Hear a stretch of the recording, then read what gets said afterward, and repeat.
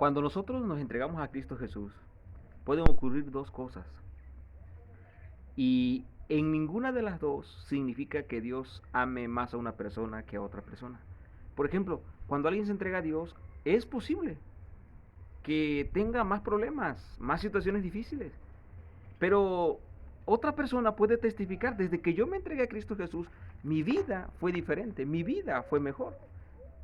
Eso significa, mis queridos hermanos, que en la viña, en la obra de Dios, entre todos los que somos hijos de Dios, las circunstancias pueden ser diferentes. Las circunstancias pueden ser diferentes. En este caso, en la lección del día de hoy, la lucha es el título de este 27 de diciembre, la lucha.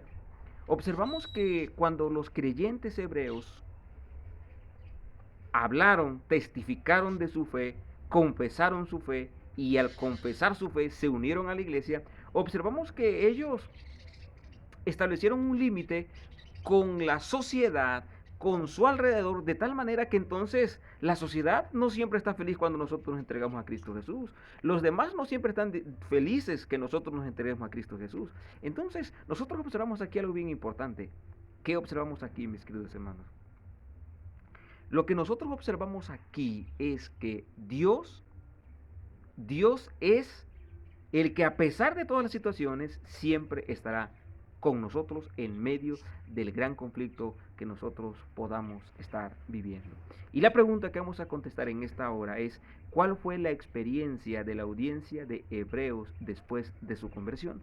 Hebreos capítulo 10, versículo 32 al 34, encontramos nosotros la siguiente frase y dice: pero traed a la memoria los días pasados, de los cuales, después de haber sido iluminados, sostuvisteis un fuerte y doloroso combate, Por una parte, ciertamente con vituperio. Miren lo que sufrieron los hebreos: vituperios, tribulaciones, fuisteis hechos espectáculos, y por otra, llegaste a ser compañeros de los que estaban en una situación semejante. Vean por favor el problema que tenían los fieles hebreos, los fieles cristianos.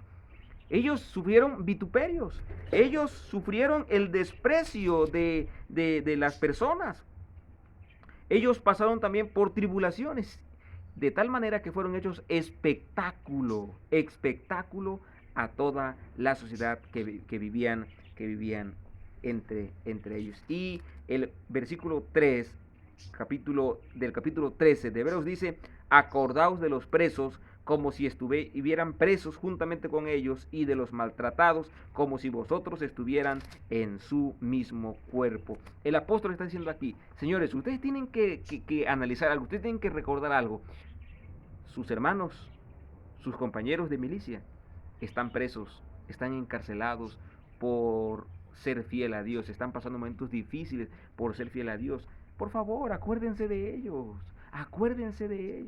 Ustedes son maltratados, por lo tanto, acuérdense de esas personas, Es lo que está diciendo aquí el texto: acuérdense de los presos como si ustedes estuvieran presos, como si ustedes estuvieran en la cárcel. Si nosotros estuviéramos en la cárcel, a nosotros nos gustaría que las personas nos visiten, a nosotros nos gustaría que las personas fueran a vernos, a nosotros nos gustaría. Bueno, el apóstol le está diciendo: acuérdense ustedes de esas personas como si estuvieran presos ustedes. Pero también dice, acuérdense de los maltratados como si ustedes estuvieran en el mismo cuerpo. Qué poderosa frase: acuérdense de los maltratados como si ustedes estuviesen siendo maltratados. Familia, y es que así es Dios con nosotros. Dios nos desafía para que nosotros seamos de bendición para las personas que sufren.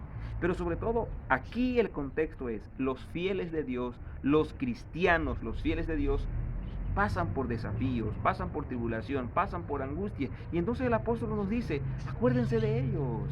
Acuérdense de esas personas que sufren como si fueran ustedes. Acuérdense de esas personas que sufren como si fueran ustedes los que estuvieran pasando ese mal rato, ese mal momento. Acuérdense, por favor. Acuérdense. Y familia querida, entonces, ¿cuál era la experiencia? Estaban pasando fuertes luchas, estaban en un doloroso combate, sufrían vituperios, tribulaciones, fueron espectáculos y compañeros de los sufrientes. La siguiente pregunta: nos ayuda a entender esto. Dice, ¿cómo nos ayuda la experiencia de Moisés y de los lectores de Primera de Pedro a comprender por qué se perseguía a los creyentes cristianos? Y aquí encontramos en el libro de Hebreos capítulo 11, versículo 24 al 26, algo extraordinario. A mí me encanta, voy a compartir el resumen de estos versículos y dice, Moisés rehusó llamarse hijo de la hija de Faraón. Moisés rechazó el poder, Moisés rechazó todos los beneficios que tenía al ser hijo de la hija de Faraón. Todos los beneficios los rechazó.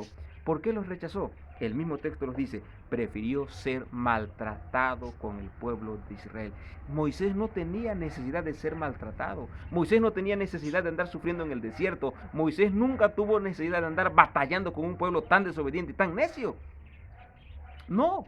Y sin embargo, dice el texto, él prefirió el maltrato, prefirió el oprobio que la riqueza que iba a tener en Egipto. Él prefirió el oprobio, la vergüenza, la persecución, la pobreza por encima de todos los beneficios que tenía al ser hijo de la hija de Faraón.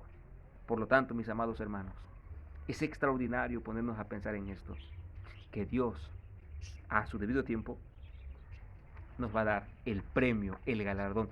A nosotros hoy nos resta algo. ¿Qué nos resta? Nos resta mantenernos fieles, manteniéndonos en perseverancia, manteniéndonos definitivamente en el camino por el que andamos. ¿Creíste en Jesús? Tu esposo no te apoya, tu esposa no te apoya. Te sientes solo, te sientes abatido, te sientes incomprendido, sientes que las cosas no están bien. Tranquilo. Jehová está contigo. Jehová está contigo. Dice la pregunta final, toda persona, ya sea cristiana o no, sufre. Todos sufren. Sin embargo, ¿qué significa sufrir por causa de Cristo? ¿Qué significa? ¿Cuánto sufrimiento enfrentamos por causa de Cristo y cuánto se debe a nuestras propias decisiones? Esta pregunta final me llamó la atención porque, familia, a veces nosotros le echamos la culpa a Dios de todo. Estamos enfermos, es que por ser fiel a Dios estoy enfermo. Si te corrieron del trabajo, todo lo malo, le echamos la culpa a Dios.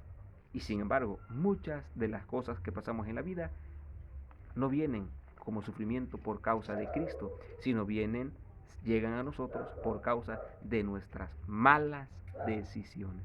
Esta mañana, esta hora, esta noche, podemos decirle a Dios, Señor Jesús, por favor, ayúdanos, ayúdanos a tomar buenas decisiones.